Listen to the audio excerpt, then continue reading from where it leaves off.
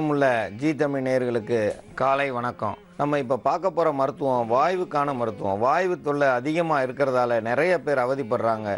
எந்த பொருள் சாப்பிட்டாலும் வாயு, முட்டை சாப்பிட்டாலும் வாயு, உருளைக்கிழங்கு சாப்பிட்டாலும் வாயு, பட்டாணி சாப்பிட்டாலும் வாயுன்னு சீனி வரக்கான்னு சொல்லுவேன். இந்த கொத்தவரங்காய் சாப்பிட்டாலும் எனக்கு சேரலன்னு சொல்லி எல்லா பொருளையும் ஒதுக்கிட்டா நம்ம எதை தான் சாப்பிட்றது? எல்லா பொருளும் நம்ம சாப்பிட தான் படைச்சது.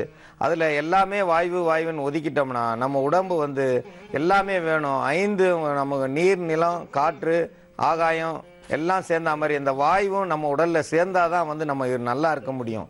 வாயு பொருள் அதிகமாக சேர்றதால எந்த ஒரு தப்பும் கிடையாது. சிறு காற்று இருக்கிற இடத்துல பெரிய காற்று வந்தால் அந்த கொஞ்சமாக இருந்த காற்று அங்கேருந்து வெளியே போயிடும். அந்த மாதிரி தான் நம்ம உடலில் இருக்கிற வாயு தொல்லையை சரி பண்ணக்கூடியது. வாயு பொருள்கள், வாழைக்காயை சாப்பிட்டதும் வாயு வந்துடும்.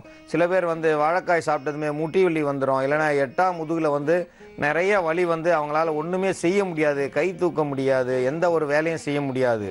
சிலர் உருளைக்கிழங்கை சாப்பிடுவாங்க. உருளைக்கிழங்கை சாப்பிட்டதுமே அவங்களுக்கு நெஞ்சில் அடியில் வலி வந்துடும். அதுக்கு வலிக்கு எந்த மாத்திரை போட்டாலும் கேட்காது. இந்த மாதிரி ஒவ்வொரு பொருளையும் சாப்பிடும்போது அவங்களுக்கு வாயு தொல்லை ரொம்ப கஷ்டத்தை கொடுக்கும். குனிஞ்சு எந்த ஒரு பொருளையும் எடுக்க முடியாது, நிமிர்ந்து போக முடியாது.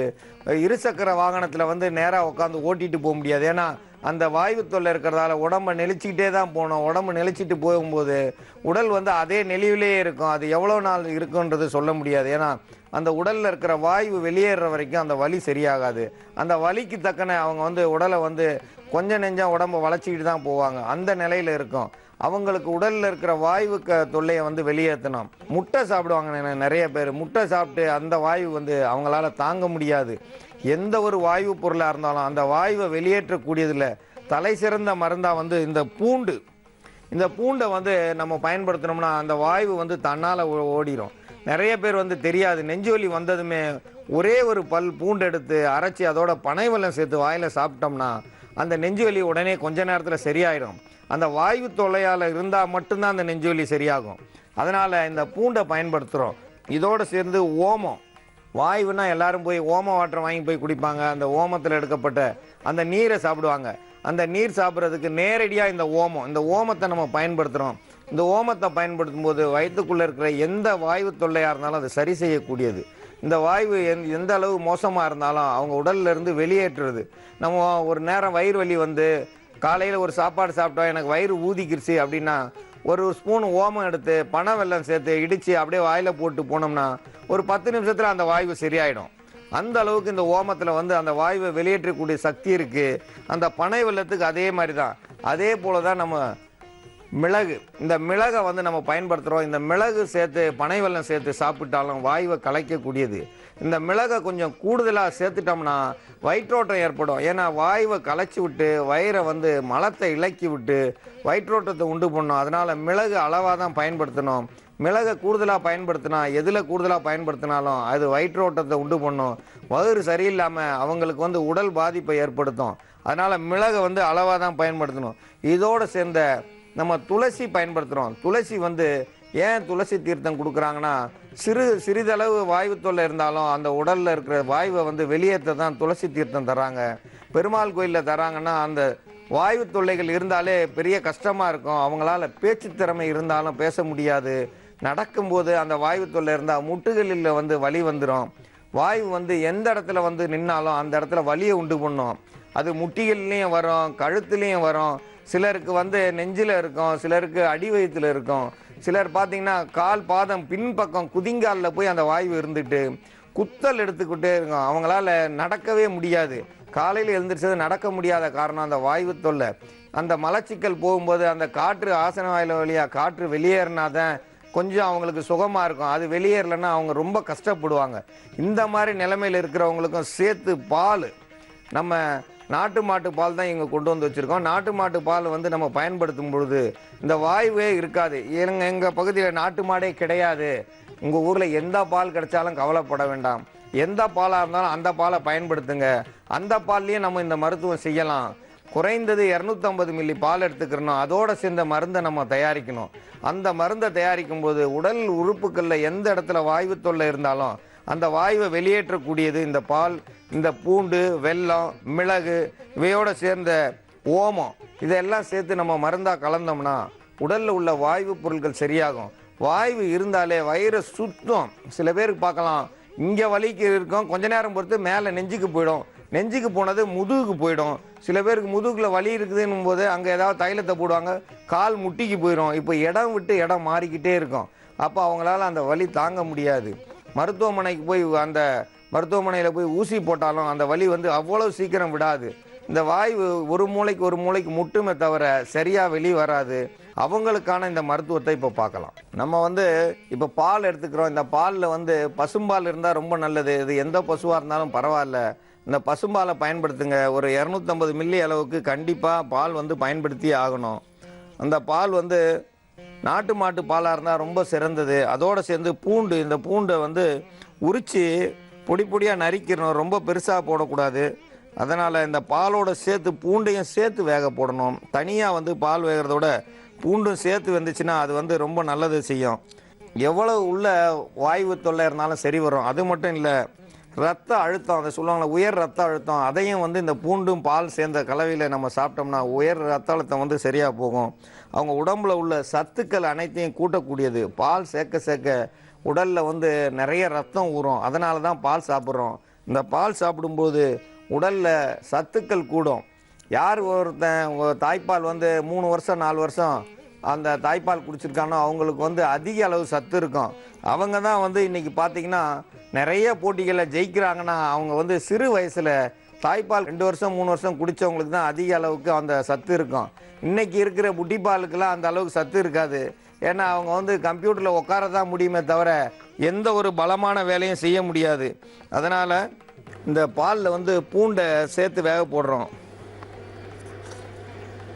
பாலோடு சேர்த்து பூண்டு வேக போடுறோம். அந்த பூண்டு நல்லா பூண்டு வேகணும். அந்த பூண்டு வெந்தால் தான் வந்து பாலினுடைய முழு பலனும் வந்து அந்த பூண்டில் இருக்கிற காரத்தன்மை எடுக்கும். காரத்தன்மை எடுக்கும்போது அது வாயு தொல்லையை சரியாக்கக்கூடியது. உடலில் ரத்த அழுத்தம் அதிகமாக இருக்கிறவங்களுக்கு இது ரொம்ப சிறந்த மருந்து. எனக்கு வந்து உயர் ரத்த அழுத்தம் இருக்குது அப்படின்றவங்க கூட இதை சாப்பிட்லாம், தப்பு கிடையாது. அவங்களுக்கு திடீர்னு வர மயக்கத்தையும் இது சரி செய்யக்கூடியது. தினந்தோறும் பாலில் பூண்டு போட்டு காய்ச்சி குடிச்சிட்டு வந்தாங்கன்னா அவங்க வந்து அந்த ரத்த அழுத்தத்துக்கான மருத்துவ மாத்திரை எடுக்க வேண்டிய அவசியம் கிடையாது. இதில் வந்து மிளகுத்தூள் வந்து ஒரு 7 மிளகு அளவுக்கு எடுத்துட்டால் போதும். ஓமத்தை நேரடியாக அப்படியே போட்டுக்கிறலாம். இந்த வெல்லம் வந்து கடைசியில் தான் போடணும். ஏன்னா வெல்லம் முதல்ல போட்டோம்னா பால் திரைஞ்சு போகும். பால் திரையும் போது எப்போ திரையணுமா கடைசியில் தான் திரையும்படி செய்யணும். அந்த அளவுக்கு செஞ்சால் தான் வந்து அந்த வாய்வு வந்து சரியாகும். இந்த பாலில் வேக வச்ச மருந்து வந்து உடலில் எல்லா பகுதியிலையும் வேலை செய்யக்கூடியது. உங்களுக்கு எந்த இடத்துல வாய்வு தொல்லை இருக்குது, 8ஆம் முதுகில் இருக்குதா, நெஞ்சில் இருக்குதா, அல்லது தலையில் பின்பக்கத்தில் போய் சில பேர் கழுத்தில் நின்றுக்கிறோம், அவங்களால கழுத்தை திருப்ப முடியாது, பார்த்தா அங்கே உனக்கு வாய்வு முட்டி இருக்குது, அங்கே காற்று வந்து உருண்டையாக இருக்குது அப்படின்னு சொல்லுவாங்க. அந்த காற்று அதிகமாக இருந்துச்சுனாலே அவங்களுக்கு வந்து உடல் வந்து ரொம்ப வந்து வலியாக இருக்கும். அவங்களால எந்த ஒரு செயலும் செய்ய முடியாது. அந்த செயல் செய்ய முடியாதால் அவங்களால நிம்மதியாக ஒரு வேலை செய்ய முடியாது, குனிஞ்சு நிமிர முடியாது, எழுதுகிறவங்க எழுதவே முடியாது. ஏன்னா அந்த அளவுக்கு உடம்பு வந்து கெட்டு போயிருக்கோம்.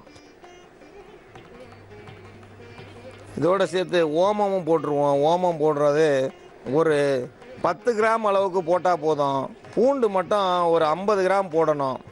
ஓமம் வந்து ஒரு 10 கிராம் அளவுக்கு இருந்தால் போதும். ஏன்னா இது செய்கிறது எல்லாமே ஒரே ஒரு ஆளுக்கு தான். இதை நிறையா பேர் பங்கு போட்டுலாம் குடிக்கக்கூடாது. ஏன்னா ஒரு ஆள் சாப்பிட்டா கண்டிப்பாக அவங்களுக்குள்ள வாய்வு தொல்லையை போக்கக்கூடியது.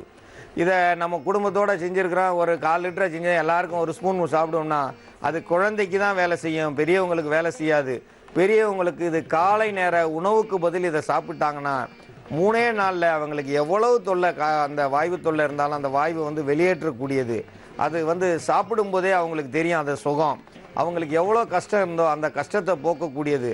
தினந்தோறும் மருத்துவமனைக்கு போய் ஊசி போட்டு வந்து அந்த வாய்வு தொல்லை தீராமல் இருந்தாலும் அவங்களுக்கு வந்து இது ஒரு சிறந்த மருந்து. இதில் வந்து மிளகு வந்து கொஞ்சமாக சேர்க்குறோம். மிளகு வந்து ஒரு 7 மிளகு அளவுக்கு சேர்த்தா போதுமானது. ஏன்னா அதுக்கு மேலே சேர்த்தோம்னா குடிக்க முடியாது. குடித்தா வயிற்றோட்டம் ஏற்படும். வயிற்றோட்டம் ஏற்பட்டால் அது நிறைய கஷ்டத்தை உண்டு பண்ணும். இது பனை வெல்லம், கருப்பட்டி, இதை வந்து கடைசியாக போடுவோம். அந்த பால் பூண்டு முழுதும் வெந்ததுக்கப்புறம் தான் இதை பயன்படுத்தணும். வேகாமல் இதை பயன்படுத்தணும்னா பூண்டு நரிச்சுன்னு இருந்தால் வாயில் புண்ணை உண்டாக்கணும். பச்சை பூண்டை சாப்பிட்டா வாயில் புண் வரும். அந்த புண் வராமல் இருக்க தான் நம்ம பால் சேர்த்துருக்கோம். பால் சேர்க்கும்போது அந்த பூண்டினுடைய காரம் முழுவதையும் இந்த பால் எடுத்துக்கிறோம். அப்போது வந்து நமக்கு நல்லதை செய்யக்கூடியது. எந்த அளவுக்கு அது காரத்தன்மை இருந்தாலும் நம்ம அந்த காரத்தன்மையை நம்ம மாற்று மருந்தாக இந்த பாலை பயன்படுத்துகிறோம். பால் இல்லாமல் வெறும் தண்ணியில் பயன்படுத்தினோம்னா அது அந்த அளவுக்கு சரி வராது. பாலில் தான் இதை பயன்படுத்தணும். பாலில் பயன்படுத்தினோம்னா இதை ஒரு நாள் செஞ்சு அன்னைக்கே சாப்பிட்றணும். இன்றைக்கி செஞ்சு மறுநாள் சாப்பிடக்கூடாது, அது கெட்டு போயிடும்.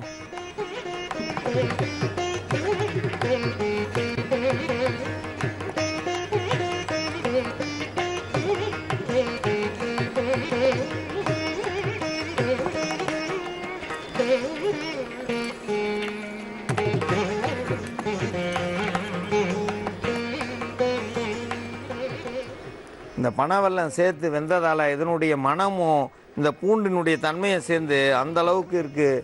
மனமும் ருசியும் சேர்ந்து இங்கே நேரடியாக மணக்குது. இந்த அளவுக்கு இருக்கிறத இதை இந்த லேசாக திரைஞ்சா மாதிரி இருக்கும். இந்த திரைஞ்சது மாதிரி இருக்கும்போது லேசான இதமான சூட்லேயே இதை சாப்பிட்றணும். இது ஆறுனதுக்கப்புறம் சாப்பிட்டா ஒரு மாதிரியாக இருக்கும். இதமான சூட்டில் சாப்பிட்ணும், வெறும் வயிற்றில் சாப்பிட்ணும். காலையில் பல் விளக்குறது நம்ம எந்த ஒரு பர்பஸையும் வச்சு பல் விளக்கக்கூடாது. உப்பு தண்ணியை வச்சு பல் விளக்கிட்டு வாயை கொப்பளிச்சு துப்பிட்டு இதை சாப்பிட்டோம்னா 3 நாளைக்கு சாப்பிட்டா போதும். எவ்வளவு மோசமான வாயு தொல்லையாக இருந்தாலும் அந்த கஷ்டத்துலேருந்து நம்ம விடுபடலாம். இது ஒரு சிறந்த மருந்து. இது குழந்தைகளுக்குன்னா ஒரு 2 ஸ்பூனு 3 ஸ்பூன் கொடுத்தா போதும். அந்த குழந்தை வயிறு பொறுமிகிட்டே இருக்கிற குழந்தை வயிறு பொறுமல் சரியாயிடும். பெரியவங்களுக்கு அந்த வலி, வயிற்று வலி, நெஞ்சு வலி, இந்த மூச்சு குத்துன்னு சொல்லுவாங்க, மூச்சு குத்தால் ஏற்படுற நெஞ்சு வலி, முதுகில் இருக்கிற வலி, இந்த வலிகள் எல்லாமே சரி வரும். இந்த வலி சரியாகிறது மட்டும் இல்லாமல் இவங்களுக்கு கால் வலி எதனால் வந்துச்சுன்னு சில பேருக்கு தெரியாது. கால் வலியும் சரியாகும். அந்த வாயு தொல்லை கால் முட்டிகளில் இருக்கும், குதிங்காலில் இருக்கும். குதிங்கால் வலியும் சரியாகும். மூட்டு வலிகளும் சரியாகும். இந்த மூட்டு வலி சரியாகிறதுக்கு காரணமே இந்த வாயு போய் உள்ளே முட்டிக்கிட்டு இருக்கிறதால தான்.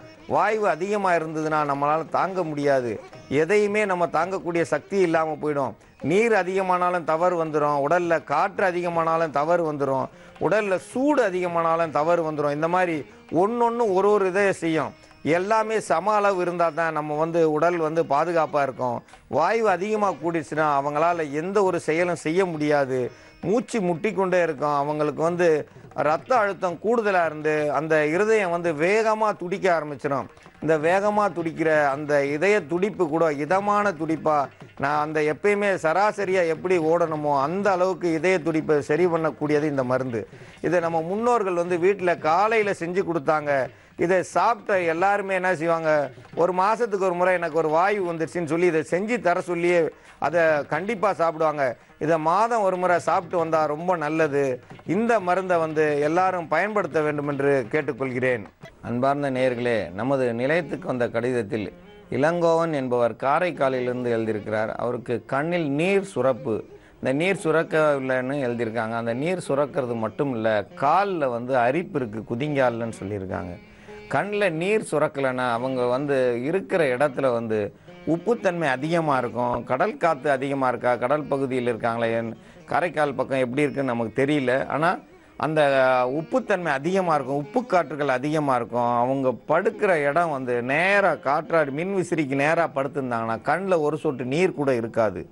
அந்த காற்றாடிக்கு நேராக படுக்காமல் தள்ளி போய் படுக்கணும். தள்ளி படுத்தாதான் அந்த கண்ணில் நீர் சுரக்கும். அந்த நீர் சுரக்கிறத கெடுக்கிறதுக்கு காற்றாடி நேராக போட்டிருந்தோம்னா கண்ணில் இருக்க நீரை உறிஞ்சி எடுக்கக்கூடியது. எப்படி நம்ம ஒரு துணியை காய போட்டோம்னா அந்த துணி காற்றாடிக்கு நேரம் இருந்தால் சீக்கிரம் காஞ்சி போதோ, நம்ம உடலில் உள்ள நீரை பூரா அந்த காற்றாடி இழுக்கக்கூடிய தன்மை உடையது. கண்ணில் உள்ள நீர் சுரப்பிகளை கண் வழியாகவும் மூக்கு வழியாகவும் அந்த நீரை எடுக்கும். அதனால தான் சில பேர் அதிக நீர்ச்சத்து இருக்கிறவங்க அந்த காற்றாடிக்கு மின் விசிறிக்கு நேராக படுப்பாங்க. அவங்களுடைய நீர்களை அதை எடுக்கும், அது அவங்களுக்கு சுகமாக இருக்கும். நம்ம நீர் இல்லாதவங்க இருக்கிறவங்களுக்கு கண்ணில் நீர் வற்றி போய் கண் எரிய ஆரம்பிச்சிடும், கண் அரிப்பு எடுக்க ஆரம்பிச்சிடும். ஏன் கண்ணில் அரிப்பு இருக்குன்னா கண்ணில் நீர் சத்து குறைஞ்சிருச்சு. அவங்க தினந்தோறும் தலையில் தேங்காய் எண்ணெய் வைக்கணும். தேங்காய் எண்ணெய் வைக்காமல் தலையை அலசிட்டு அப்படியே விட்டுடுறாங்க. தலையை அலசிட்டு நல்லா தேங்காய் எண்ணெய் வச்சு அவங்க தினந்தோறும் கை காலில் தேங்காய் எண்ணெய் வச்சுட்டு வந்தாங்கன்னா கண் குளிர்ச்சியாக இருக்கும். இரவு நேரத்தில் தூங்க போகும்போது காதில் விளக்கெண்ணெய் அல்லது நல்லெண்ணெய் 2 காதுலையும் ஒரு 10 சொட்டு 20 சொட்டு விட்டு அடைச்சிடணும். பஞ்சை வச்சு அடைச்சிட்டு 2 பக்கம் அடைச்சி கொஞ்சம் நேரம் இருந்துட்டு அதுக்கப்புறம் படுத்து தூங்கி பாருங்கள். காற்றாடிக்கு நேராக படுக்காமல் தள்ளி படுங்க, பாயில் படுங்க, மெத்தையில் படுத்தாலும் கண் நீரை உரியக்கூடியது. பாயில் கோரப்பாயில் படுத்துட்டு வந்தோம்னா சில குறைக்கும். கண்ணில் ரத்தம் மாதிரி இருக்கும், அந்த ரத்தத்தன்மை மாறி அந்த ஐஸ் கட்டியில் போட்ட கண் எப்படி இருக்குன்னு சொல்லுவாங்கன்னா அது ஒரு சுகம் இருக்கும்.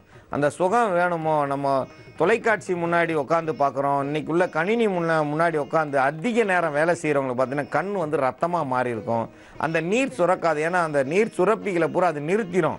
ஏன்னு பார்த்தீங்கன்னா எப்படி நீர் சுரப்பு நிறுத்தினா, நீங்கள் அந்த கையை கொண்டு போய் அந்த கணினி முன்னாடி வச்சிங்கன்னா அந்த ரோமத்தை பூரா இழுக்கும். எப்படின்னா அது இழுக்கிற சக்தி உள்ளதால் நம்ம கண்ணில் இருக்க நீரையும் அதே மாதிரி சிறுக சிறுக இழுத்துருக்கோம், நமக்கு தெரியாது.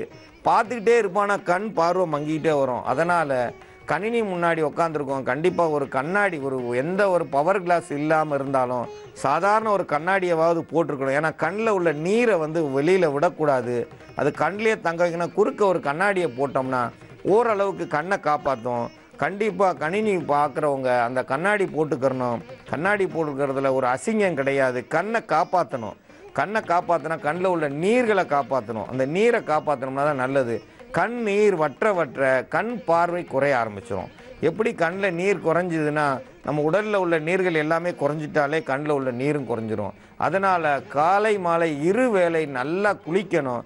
குளித்து முடிஞ்சதும் கை காலில் தேங்காய் எண்ணெயை தேய்க்கணும். நீங்கள் எத்தனை நாளைக்கு ஒரு முறை தலையை அலசுவீங்களோ, ஆனால் எண்ணெய் வைக்கிறத மட்டும் விடக்கூடாது. தலைக்கு எண்ணெய் வைக்கிறத குறைக்கவே கூடாது. எண்ணெய் எவ்வளோக்கெவ்வளோ வச்சாலும் ரொம்ப நல்லது. நீங்கள் போய் பார்த்தீங்கன்னா இப்போ குற்றாலத்தில் எப்படின்னு தெரில, முதல்ல நல்லெண்ணெயை விடுவாங்க. நல்லெண்ணெயை விட்டு அடித்தாங்கன்னா வாய் வழியாக இறங்கும் அந்த நல்லெண்ணெய். அந்த அளவுக்கு தலையில் வந்து ஓட்டை, அந்த தோல் துவாரங்கள் வழியாக தொண்டைகள் வழியாக நேராக தொண்டைக்குள்ளே இறங்கும் அந்த நல்லெண்ணெய். அந்த அளவுக்கு இறக்கி விடும்போது குளிர்ச்சி அதிகமாகும். ஏன்னா அந்த மாதிரிலாம் இன்றைக்கி செய்ய முடியாது, யாருக்கும் சத்து கிடையாது. அந்த அளவுக்கு செஞ்சால் ஜன்னியே வந்துடும். இன்றைக்கி எண்ணெயை நம்ம தலையில் வைக்கணும்னா காய்ச்சும் போது அதில் ஒரு பூண்டை போட்டு காய்ச்சிட்டு அந்த எண்ணெயை எடுத்து தேய்ச்சோம்னா நமக்கு ஒன்றும் செய்யாது. நல்லெண்ணெய் தேய்ச்சி குளிக்கிறவங்க இதெல்லாம் செய்யணும். காய்ச்சாமல் பச்சை எண்ணெயை போட்டு குளித்து அவங்களுக்கு ஜன்னி வந்துடும். சில பேர் வந்து சோற்றுக்கத்தாழை தலையில் தேய்ப்பாங்க, அது பெரிய தவறு. சோற்றுக்கத்தாழை சிறிது அளவு தான் செய்யணுமே தவிர தலை முழுவதும் தேய்ச்சி குளிர்ச்சி அதிகமாக உண்டாக்குனா மூளையில் உள்ள நரம்பு செயல்படாமல் போச்சுன்னா மூளை காய்ச்சல் வந்துடும். மூளை காய்ச்சல் வந்து பன்றிக்கறி சாப்பிட்றதால, பன்றியை கடிக்கிற கொசு கடிக்கிறதால வருதுன்னாங்க. ஏன்னா பன்றி வந்து அதிக அளவு குளிர்ச்சி உள்ளது. அதை கடித்த கொசு வந்து நம்மளை கடித்தாலே அந்த மூளை காய்ச்சல் வந்துடும் சொல்லி பன்றிகளை பூரா கொள்கிறாங்க. அது இல்லை, நம்ம சோத்துக்கற்றாலே தலையில் தேய்ச்சாலும் இந்த மாதிரி தான் வரும். கண் எரிச்சலை போக்கும் அப்படின்னு நினச்சி நம்ம அதிக அளவு செய்கிறோம், தேவையில்லை. ஒரு 50 கிராம் அளவுக்கு சோத்துக்கத்தாழையை பொடி பொடியாக நறுக்கி எடுத்து அது கூட நல்லா புளிச்ச மோரை ஒரு 50 கிராம் சேர்த்து கலந்து ஒரு நாளைக்கு இல்லை 3 நாளைக்கு ஒரு முறை அதை நீங்கள் சாப்பிட்டு பாருங்கள். சாப்பிட்டீங்கன்னா கண்ணில் உள்ள நீர்கள் வந்து சுரக்க ஆரம்பிச்சிடும். 50 கிராமுக்கு மேலே சாப்பிடக்கூடாது. அது சாப்பிட சொல்லிட்டாங்க, எனக்கு வந்து ரொம்ப நாளாக இருக்குன்னு சொல்லி பிளேட் நிறையா போட்டு சாப்பிட்டோம்னா மயக்கம் போட்டு விழுந்துடும். மயக்கம் என்னென்னா குளிர் ஜுரம் வந்துடும். குளிர் ஜுரம் வந்தால் மூளை காய்ச்சல் வந்து கை கால்கள் வராமல் போயிடும். இந்த தவறுகளை செய்யக்கூடாது. அளவு முறை கண்டிப்பாக தேவை. அளவுகள் மிஞ்சினா அமிர்தமும் நஞ்சு. அளவுக்கு அதிகமானால் எல்லாமே விஷமாயிடும். விஷமானதுக்கப்புறம் யாரும் காப்பாற்ற முடியாது. இன்றைக்கி ஒருத்தர் தொலைக்காட்சி மன்னிக்கணும் தொலைபேசி மூலம் என்கிட்ட தொடர்பு கொண்டாங்க. நேற்று அரைச்சி கண்ணில் ஊற்றுறதுக்கு மருந்து வச்சுருந்தேன், அதை இன்றைக்கி காலையில் போய் ஊற்றுனேன், ரொம்ப கண் ஒரு மாதிரியாக இருக்குன்னா அந்த இரவுக்குள்ளே அதில் ஏதாவது பூச்சி விழுந்திருக்கும், ஏதாவது கிருமி நாசினி ஆகிருக்கும். நம்ம உடனே செஞ்சு கண்ணில் மருந்து ஊற்றினோம்னா உடனே செய்யணும். இங்கேருந்து அம்மா வீட்டிலேருந்து பாட்டி வீட்டுக்கு அனுப்புகிறேன், மக வீட்டுக்கு அனுப்புகிறேன், எதை அனுப்புறது? உடனே நீங்கள் போய் செய்யணும். இதை அனுப்புகிற அளவுக்கு இல்லை, அந்த அளவுக்கு பக்குவம் ஆகணும்னா நீங்கள் பெரிய மருத்துவர் ஆனால் தான் அடுத்த இடத்துக்கு அனுப்ப முடியும். நீங்கள் வந்து ஒரு தொலைக்காட்சி மூலம் கற்றுக்கிறவங்க அந்த சிறிதளவு தான் செய்யணும். நீங்கள் போய் பக்கத்து வீட்டுக்கு செய்யக்கூடாது. இந்த கண்ணில் உள்ள நீர் சுரப்பிகளுக்கு இந்த மாதிரி சொல்லியிருக்கோம், நாங்கள் செய்கிறோம்னா உங்கள் வீட்டு அளவுக்கு செய்யுங்க. கண்டிப்பாக அடுத்த வீட்டுக்கு கொடுத்து விட்டு தவறுகளை செய்யாதீங்க. அது எங்களுக்கு வந்து நம்ம செய்த மருத்துவம் தவறாக செஞ்சிட்டாங்களே, ஏன்னு நான் சரியாக தானே சொல்லிட்டு வந்திருக்கோம். இன்றைக்கி எனக்கு ஒருத்தர் கண்ணுக்கு தான் பிரச்சனைன்னு சொல்லி கேட்டாங்க. ஏன்னா கண்ணில் ஊற்ற வேண்டியதை மறுநாள் கழித்து ஊற்றிருக்காங்க. அது இன்றைக்கி செஞ்சால் இன்றைக்கே முடிச்சிடணும், அந்த மாதிரி தான் செய்யணும். இந்த கண் நீருக்கு வந்து சோற்றுக்கற்றாழையை சாப்பிடணும், 50 கிராம் சாப்பிடணும். அதோடு சேர்ந்த தயிர் சேர்த்து புளிச்ச தயிர் சேர்க்கணும். நல்லா புளிச்ச தயிரை 50 கிராம் அளவு சேர்த்து ஒரு வாரத்துக்கு 2 முறை சாப்பிட்டா கண்ணில் வந்து நீர் சுரப்பு வந்து குறையாமல் நல்ல நிலையில் இருக்கும். அந்த அரிப்புக்கு, கால் அரிப்புக்கு எழுதியிருக்காரு, கால் அரிப்புக்கு குதிங்கால் கிட்ட அரிக்குதுன்னா பப்பாளிக்காய் நிறையா சாப்பிடணும். பப்பாளிக்காய் சாப்பிடணும். செந்தட்டின்னு சொல்லுவோம். செந்தட்டினா அது மேலே எடுத்து பட்டாலே கை காலில் அரிக்கும். அந்த அரிக்கிற அந்த செந்தட்டியினுடைய இலையை கைப்படாமல் பறித்து எடுத்து ஒரு பட்டாணி அளவு அதை தினந்தோறும் சாப்பிட்டு வந்தாங்கன்னா ஒரு 10-15 நாளில் அந்த அரிப்புகள் குறையும். அரிப்புகள் குறையும் போது பப்பாளிக்காய் கண்டிப்பாக வந்து தினந்தோறமும் ஒரு குறைந்தது ஒரு 100 கிராம் சாப்பிடணும். 100 கிராம் சுரக்காய் நம்ம பொரியல் செய்கிற மாதிரி, சுரக்காய் கூட்டுன்னு சொல்லுவோம், சுரக்காய் கூட்டு செய்கிற மாதிரி அந்த பப்பாளிக்காய் கூட்டு வச்சு அவங்க சாப்பிட்டு வந்தாங்கன்னா நல்லது. இன்றைக்கி வெளிநாட்டில் இங்கேருந்து பப்பாளி பால் ஏற்றுமதி செய்கிறாங்க. பப்பாளி பாலை எதுக்கு ஏற்றுமதி செய்கிறாங்கன்னா, இந்த கறிகள் கெட்டு போகாமல் இருக்க, அவங்க வாங்கிட்டு போகிற இறைச்சிகள் கெட்டு போகாமல் இருக்க அந்த பப்பாளி பாலை தான் ஊற்றி பதப்படுத்துகிறாங்க. ஏன்னா பப்பாளி வந்து நம்ம உடலுக்கு வந்து அவ்வளவு நல்லது செய்யக்கூடியது. அதை தனியாக பாலாக குத்தி குத்தி விட்டு எடுத்து பாலை சேகரித்து அனுப்புகிறாங்க. அந்த பால் சேர்ந்த அந்த காய் நம்ம சாப்பிடும்போது ரொம்ப நல்லா இருக்கும். நமக்கு இயற்கையாக கிடைக்குது. நிறைய வீடுங்களில் வீணாக விழுந்து போகுது அந்த பப்பாளி பழமும் காயும். பழம் சாப்பிட்லாம் தப்பு இல்லை, காய் சாப்பிட்டா அரிப்புகளே வராது. உடலில் உள்ள அரிப்புகளை பூரா எடுத்துரும். கத்திரிக்காய் சாப்பிடக்கூடாது, கத்திரிக்காய் சாப்பிட்டா அரிப்பு கூடும். கண்டிப்பாக பப்பாளிக்காய் சாப்பிடுங்க. குதிங்கால் அரிப்பு தீர்ந்து உங்கள் நோய்கள் எல்லாம் சரியாகும். இந்த முறையை எல்லாரும் பயன்படுத்த வேண்டும் என்று கேட்டுக்கொள்கிறேன்.